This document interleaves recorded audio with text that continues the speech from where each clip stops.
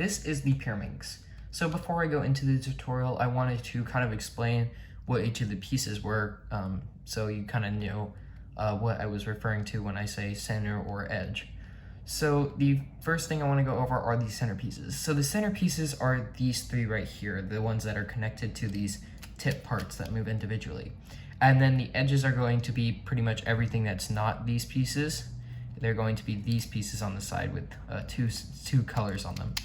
And then the tips are going to be the pieces on the top that move independently with 3 colors on them. So we got the edges with 2, the centers with 1, and the tips with 3. So the first step in solving pyraminx for me, for beginner method, is just going to be pairing up all the tips with their center colors. So like, I'll just pair up this one.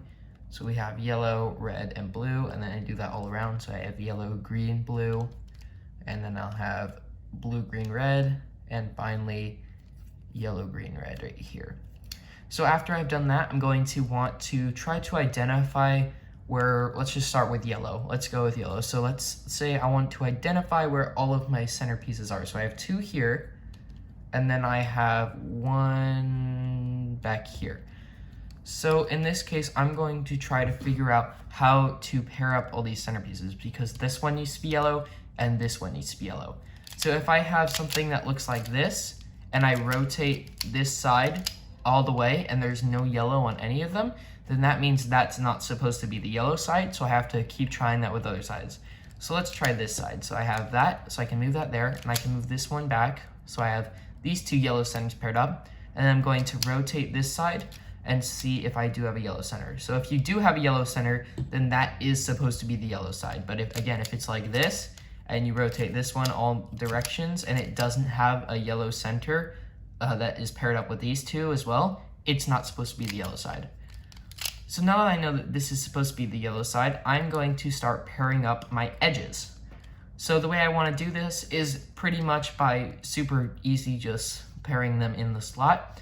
So you can do an algorithm for this, or you can just kind of figure it out on your own, but I will show you the algorithm. So you're going to want to hold the pyraminx like this, and then you can do a key rotation so that the edge that you want to pair into the place where it needs to go, the yellow is facing towards you on the bottom, and then you can do this algorithm. So it's up like this, down, down, up, and that will pair in one of those edges. Now if you have something like this, you can just put it at the bottom. So we have where it needs to go in the right here, and the piece down in the bottom with the yellow facing towards you, and you go up, down, down, up. And then finally for this one, just do the same thing. So up, down, down, up.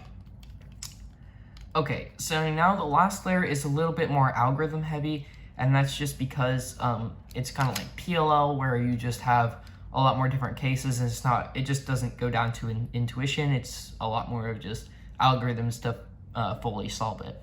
So there are multiple ways to finish off the pyraminx last layer, but I'm going to explain a really easy one that I kind of taught myself when I was a little bit younger, which really helped me. And it's not terribly hard, but it does require quite a bit extra moves than just a normal like PLL for the pyraminx.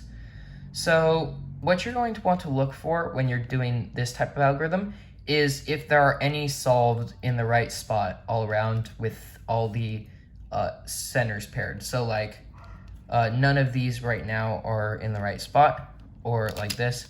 So if I had something where like this center piece was all correct and this edge was right here paired in the right spot, I would do a different algorithm. But since I have none of them paired in the right spot, I'm going to do this one. So it's this, this, this, this, this, and we're going to do an R2.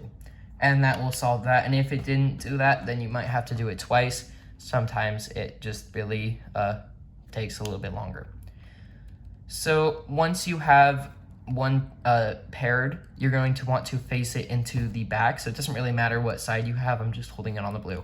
So once you have one paired, you're going to hold it in the back like this, and you're going to do this algorithm. And there's only really one case where you can have this, so it's going to solve it pretty much immediately. So we're going to do this algorithm.